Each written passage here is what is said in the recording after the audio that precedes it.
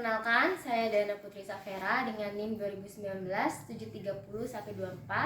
Saya di sini akan melakukan pemeriksaan kesadaran pada CSL pada blok neuropsikiatri.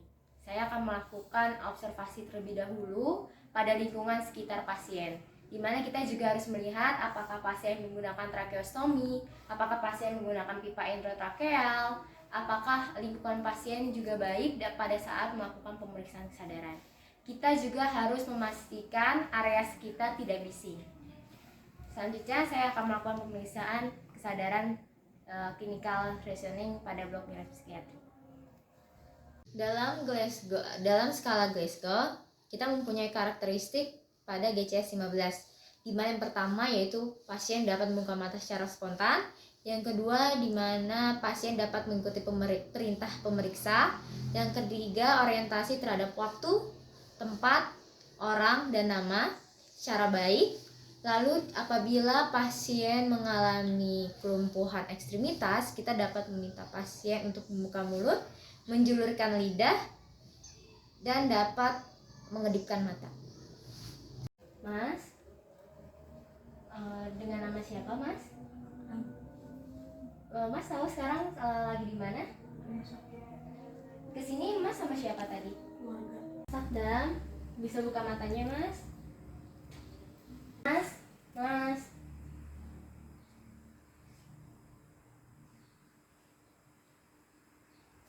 Kita akan melakukan pemeriksaan apabila pasien tidak membuka mata secara spontan. Selanjutnya kita akan melakukan pemeriksaan kepada pasien yang tidak bisa mengikuti arahan pemeriksa. Mas. Ini adalah pemeriksaan dengan melokalisasi nyeri dengan cara mencubit pada otot trapezius. Selanjutnya kita akan melokalisasi nyeri dengan cara menekan kaki supraorbita dari pasien.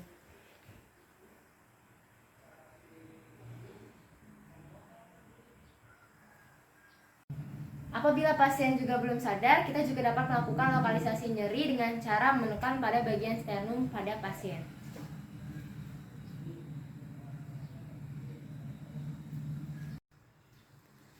Apabila pasien juga belum sadar, kita juga dapat melakukan penekanan pada kaki supraorbita sehingga kita mengetahui apakah terjadi fleksi pada siku pasien secara normal. Penekanan pada kaki supraorbital pada pasien untuk mengetahui apakah terjadi fleksi abnormal pada siku dari pasien.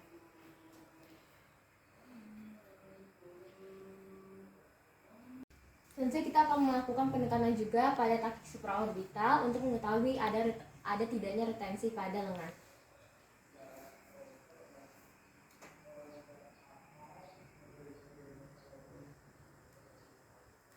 Pasien tidak merespon dengan adanya suara atau membuka mata, maka pasien dapat dikatakan S1. Namun jika pasien juga tidak dapat melakukan rangsangan atau tidak melakukan rangsangan pada saat pemeriksaan motorik, pasien juga dapat dikatakan M1. Kita akan melakukan pemeriksaan apabila orientasi dari pasien itu burung. Mas, dengan Mas siapa? Akdan. Sekarang Mas Akdan tahu nggak ada di mana? Di rumah. Mas kesini tadi sama siapa? Sendiri. Mas punya keluarga atau istri? Nggak punya. Sekarang Mas malam atau siang hari ini?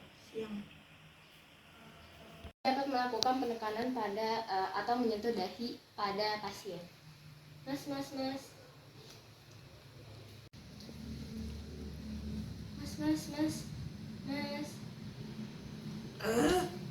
Apabila pasien tidak merespon, maka kita dapat dikatakan pasien V1. Sekian pemeriksaan kesadaran pada hari ini. Kurang lebihnya saya mohon maaf. Wassalamualaikum warahmatullahi wabarakatuh.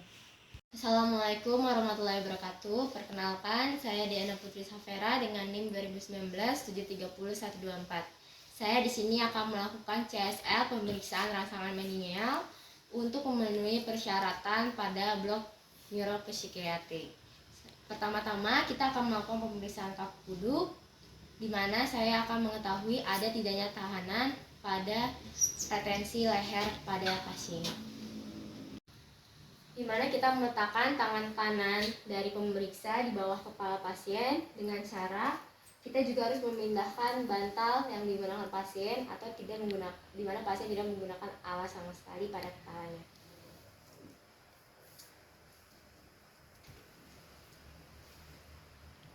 Lalu tangan dari kiri pasien berada di dada.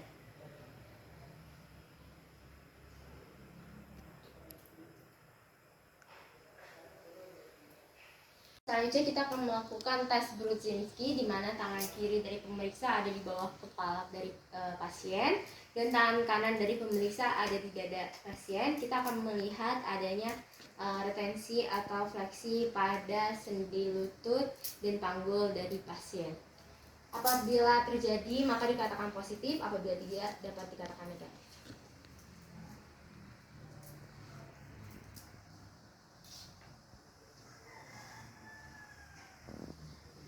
Kita akan melakukan tes Brudzinski dengan cara kontralateral pada refleksi dari sendi lutut pasien dan sendi panggul dari pasien.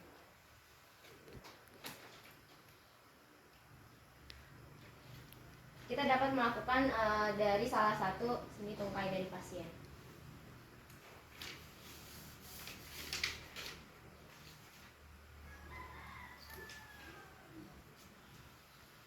Selanjutnya kita akan melakukan pemeriksaan yaitu dengan tanda Kernan, di mana kita mengangkat tungkai dari pasien dengan sudut 135 derajat.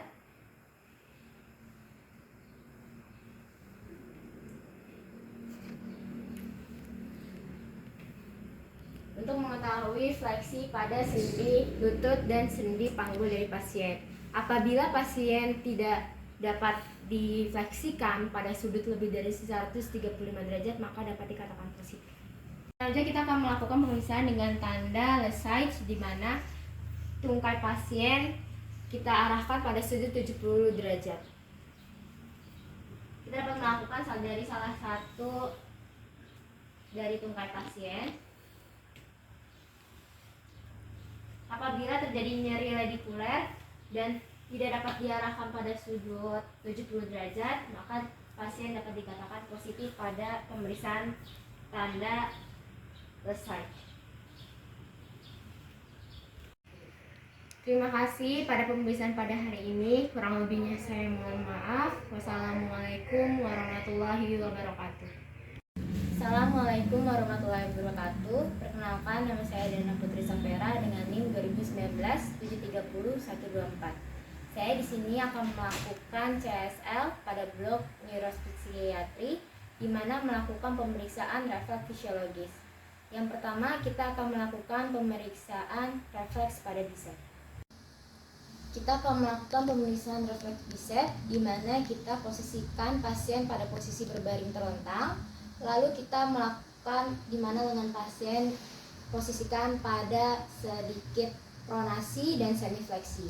Lalu tangan atau lengan pemeriksa, ibu jari atau jari telunjuknya diletakkan pada tendon bicep pada pasien, lalu tekan sedikit dan akan dipetuk menggunakan palu refleks.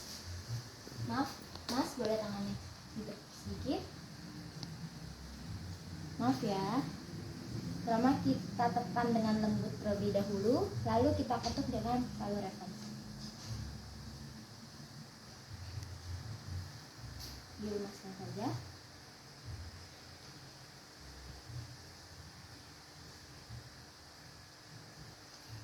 Kita akan amati refleks yang terjadi, zona perluasan refleks, dan derajat perluasan refleks yang terjadi. Pemeriksaan dilakukan pada kedua sisi dari lengan pasien.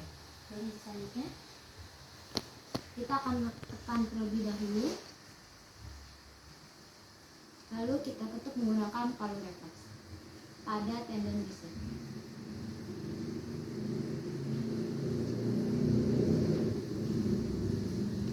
Kita juga harus mengamati zona perluasan refleks yang terjadi dan derajat refleks yang ditimbul. Pasien posisikan pada posisi duduk, lalu lengan bawah pasien posisikan pada semifleksi dan sedikit pronasi. Lalu pada tangan pemeriksa, letakkan ibu jari atau jari telunjuknya pada tendon bicep pada pasien.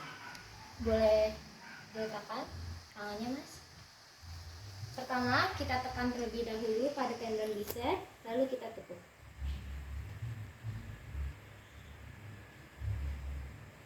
Kita amati refleks yang terjadi dan amati juga zona perluasan refleks serta derajat refleks yang ditimbulkan. Pemeriksaan dilakukan pada kedua sisi pada lengan pasien. Selanjutnya. Maaf ya, kita tekan terlebih dahulu, lalu kita ketuk dengan palu refleks pada tendon bicep.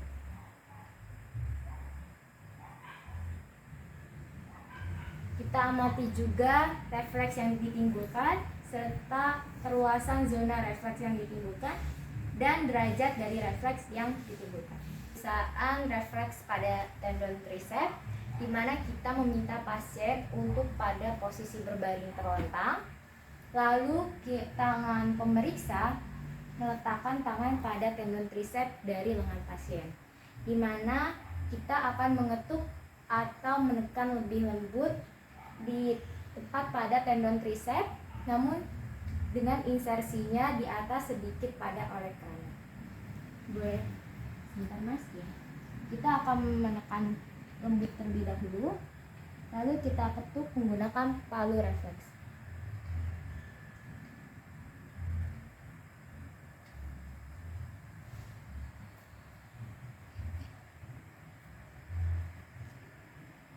Kita amati refleks yang ditimbulkan, serta kita amati juga zona perluasan dan derajat refleks yang ditimbulkan.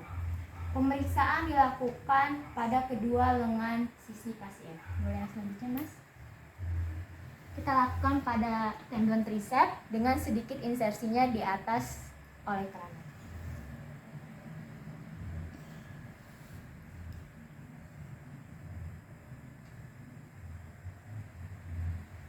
Amati juga refleks yang ditimbulkan serta zona perluasan dan derajat refleks yang ditimbulkan pada pasien. Posisikan pasien pada posisi duduk, lalu pasien dapat memposisikan lengannya pada semifleksi dan dapat meletakkan lengan pasien di atas kepala pasien atau dapat disanggah oleh tangan pemeriksa. Atau juga dapat meletakkan tangannya di siku pada sisi kontralateral. Boleh diletakkan tangannya di situ. Lalu kita dapat mengetuk palu dengan menggunakan palu refleks pada bagian tendon tricep pada pasien.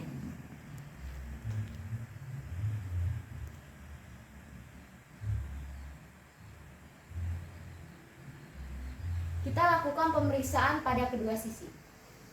Selanjutnya, kita lakukan menggunakan palu refleks pada tendon tricep.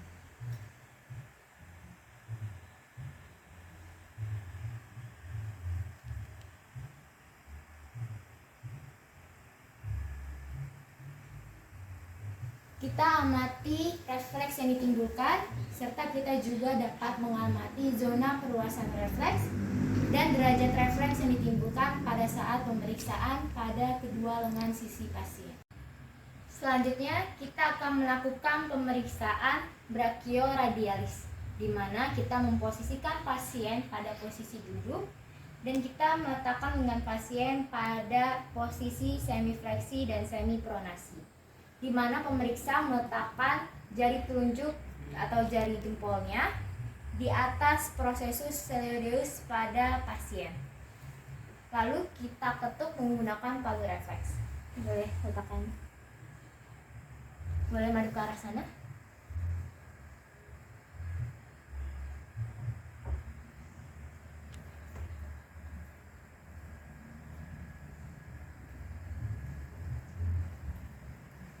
Amati refleks yang ditimbulkan, serta amati juga perluasan zona refleks dan derajat refleks yang ditimbulkan.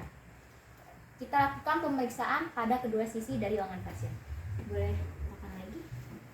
Ada ke arah sana.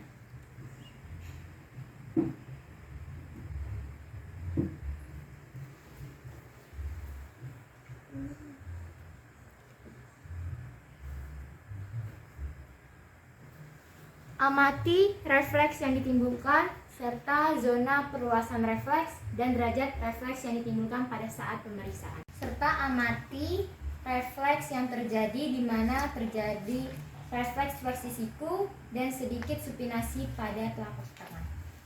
Kita akan melakukan pemeriksaan refleks otot dinding perut profunda, di mana kita memposisikan pasien pada posisi berbaring terlentang dan kita melakukan pemeriksaan pada otot dinding perut dengan cara menekan di beberapa daerah pada posisi dinding perut pasien, di mana kita mengangkat sedikit bajunya sampai ke atas dada.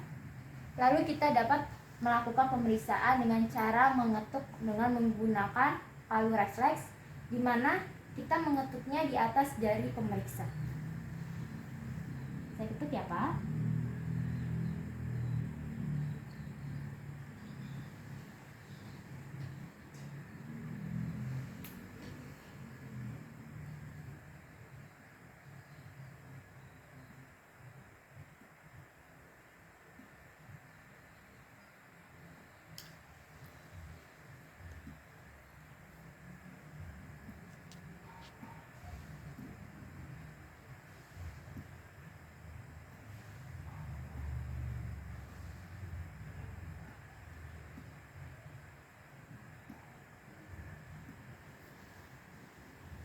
Respon positif apabila didapati kontraksi otot pada dinding perut pasien dan terjadinya deviasi umbilikus ke arah tekanan atau ketuk. Kita dapat melakukan pemeriksaan refleks patella. Kemudian pemeriksa dapat meletakkan lengan kirinya di bawah lutut dari pasien untuk menyangga agar lutut pasien sedikit fleksi dan rileks. Kemudian kita dapat mengetuknya menggunakan palu refleks pada patella.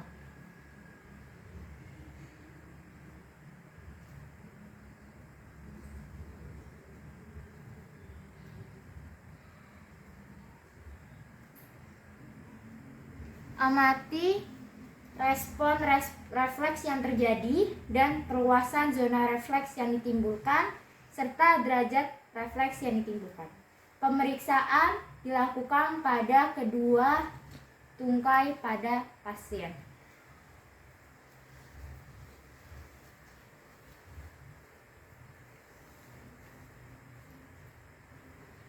Kita ketukkan menggunakan palu refleks.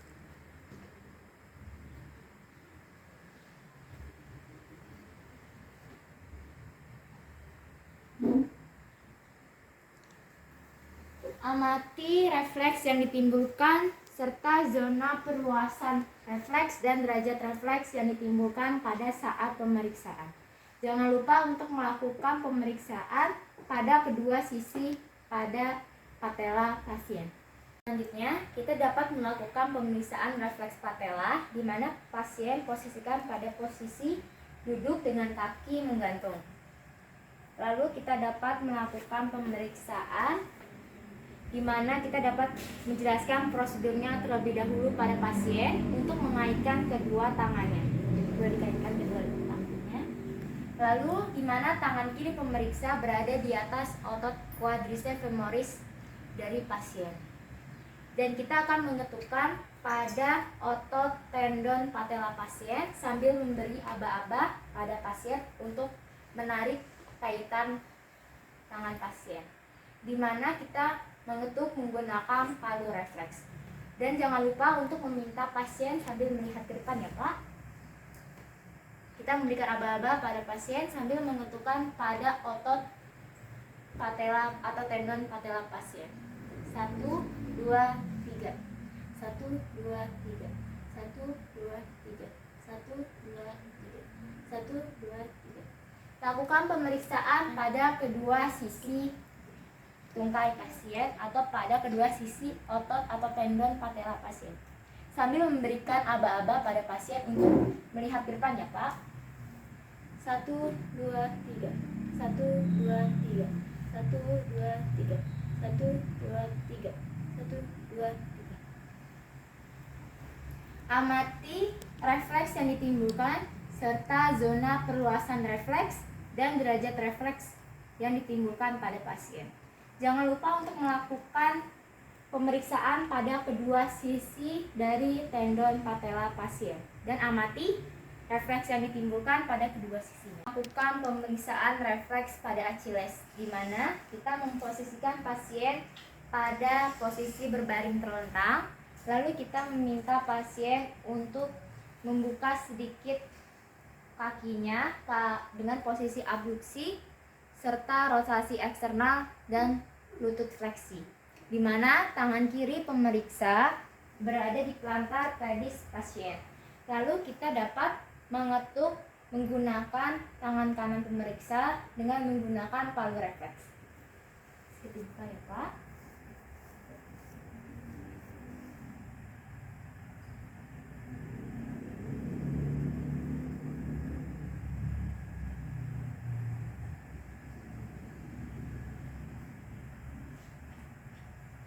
Kita lakukan pemeriksaan pada kedua sisi.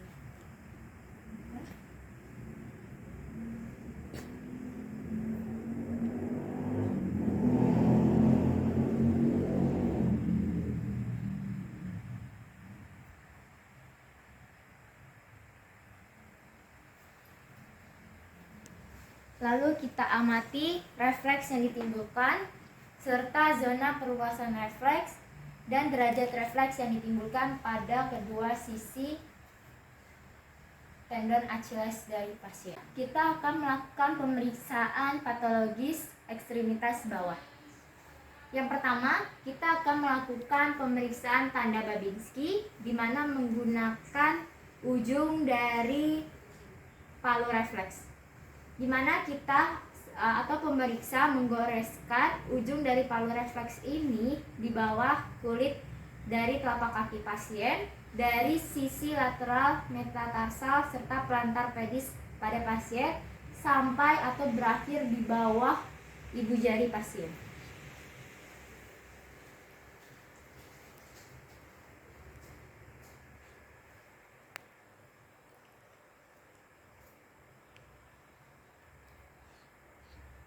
Kita lakukan pemeriksaan pada kedua sisi.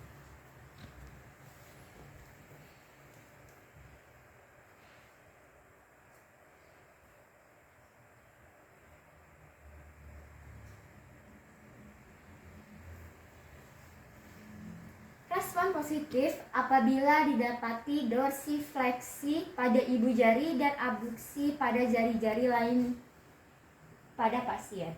Jangan lupa untuk melakukan pemeriksaan pada kedua sisi dari kaki atau telapak kaki pasien. Kita akan melakukan pemeriksaan tanda cadok pada pasien. Kita memposisikan pasien pada posisi berbaring terlentang, lalu kita dapat menggunakan ujung dari palu refleks untuk menggoreskan pada sisi malleolus lateral atau pada sisi punggung kaki pasien sampai dengan ibu jari.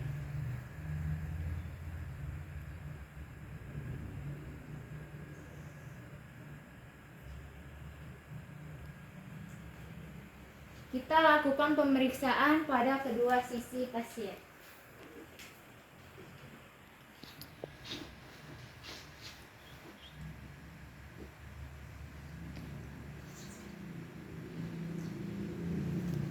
Lalu kita amati apabila terjadi respon positif, di mana terjadi dorsifleksi pada ibu jari dan terjadi abduksi pada jari-jari lainnya. Selanjutnya, kita dapat melakukan pemeriksaan tanda Opiohim, di mana pertama-tama kita memposisikan pasien pada posisi baring terlentang, lalu kita dapat menekan dari infrapatella sampai menyusuri media lateral tibia hingga ke pergelangan kaki dengan menggunakan buku jari telunjuk dan jari tengah pemeriksa.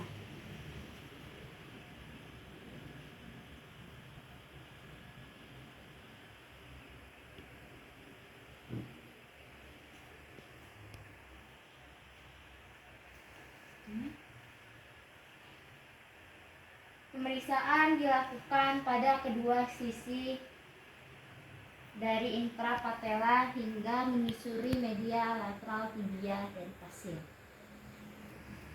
Di mana respon positif apabila terjadi dorsifleksi ibu jari serta abduksi jari-jari lainnya. Kita akan melakukan pemeriksaan tanda Schafer pada kedua sisi pada pasien, di mana kita dapat meminta pasien pada posisi berbaring telentang, lalu kita dapat membuka kaki pasien, di mana kita dapat memberi sedikit tekanan pada tendon Achilles pada pasien.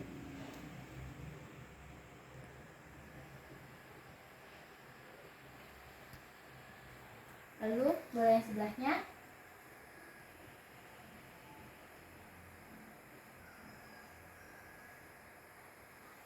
Respon positif apabila didapati dorsifleksi pada ibu jari serta abduksi jari-jari lainnya. Selanjutnya kita dapat melakukan pemeriksaan tanda Gordon, di mana kita juga menetapkan pasien pada posisi berbaring terlentang dan pemeriksa dapat meremas pada gastromemius pada pasien.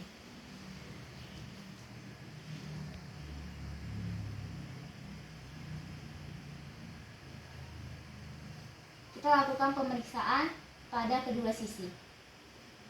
Respon positif apabila didapati dorsifleksi ibu jari serta abduksi jari-jari lainnya. Selanjutnya, kita dapat melakukan pemeriksaan tanda Rossolimo, di mana kita membaringkan pasien berbaring terlentang, lalu pemeriksa dapat mengetukkan pada pelantar pelvis pasien.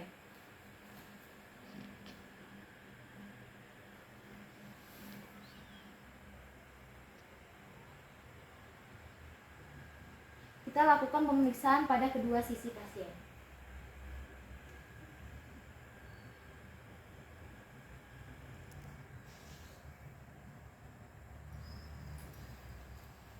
Respon positif apabila didapati dorsofleksi pada ibu jari. Lalu kita dapat melakukan pemeriksaan tanda Mendelen breakthrough, di mana kita memposisikan pasien pada posisi berbaring terlentang dan kita dapat mengetukkan dengan menggunakan palu refleks pada bagian dorsum pasien, di mana pemeriksaan dilakukan pada kedua sisi.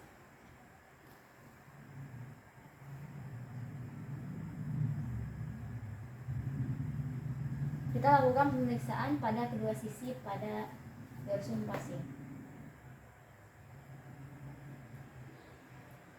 Dilakukan pemeriksaan pada bagian dorsum pedis pasien, dan apabila terjadi keadaan positif di mana terjadi fleksi pada ibu jari-jari.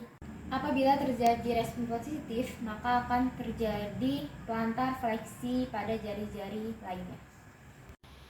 Selanjutnya kita akan melakukan pemeriksaan patologis pada bagian ekstremitas atas pada pasien, di mana yang pertama kita melakukan pemeriksaan menggenggam.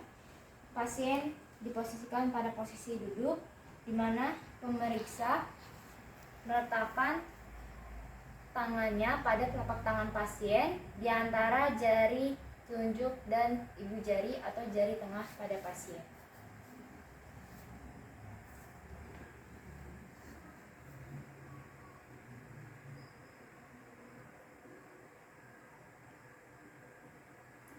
Lakukan pemeriksaan pada kedua sisi.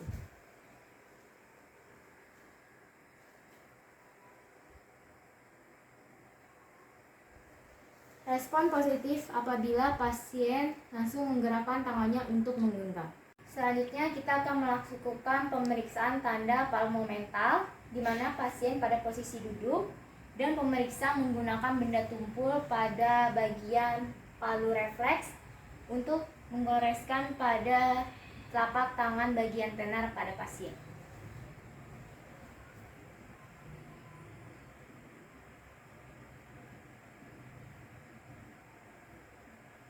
Lakukan pemeriksaan pada kedua sisi dari posisi atau bagian tenar pasien.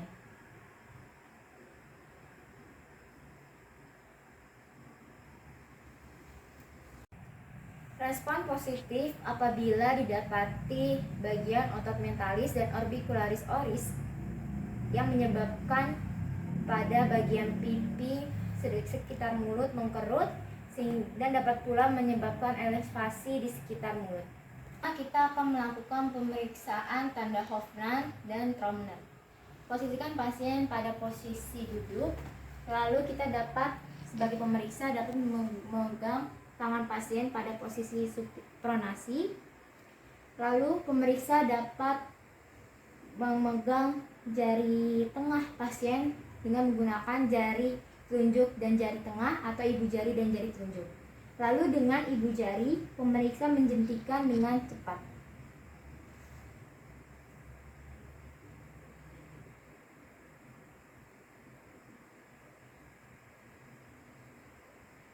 Lakukan pemeriksaan pada kedua sisi.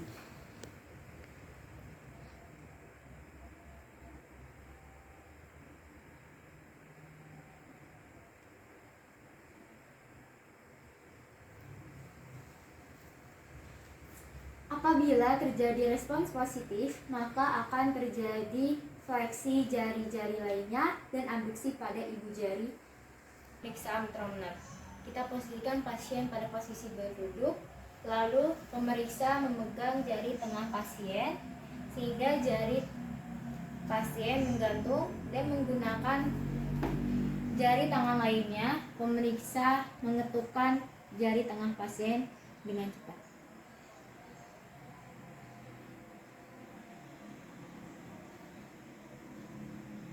Kita lakukan pemeriksaan pada kedua sisi jari tengah pasien.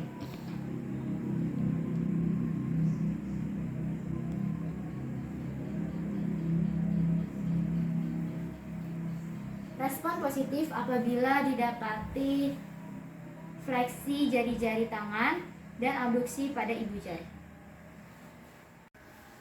Pemeriksaan CSL pada pemeriksaan refleks fisiologis dan patologis telah selesai. Kurang lebihnya saya mohon maaf. Wassalamualaikum warahmatullahi wabarakatuh.